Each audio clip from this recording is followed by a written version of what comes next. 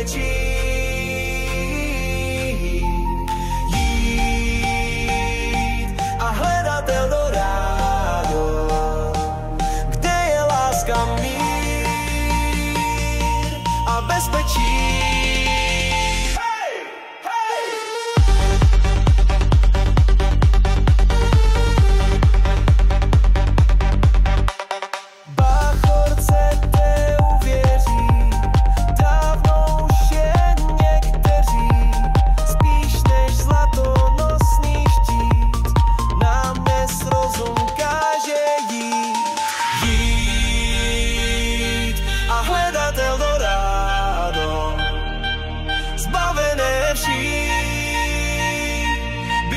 Člověčí.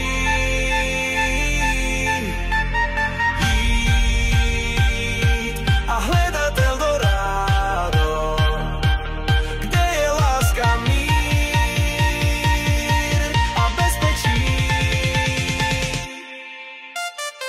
Protože my už dávno víme, že nad zlato a bohatství je moudrost a uvážlivý čin, že Eldorado není kdesi v dálce, ale docela blízko v našich srdcích, v našem myšlení.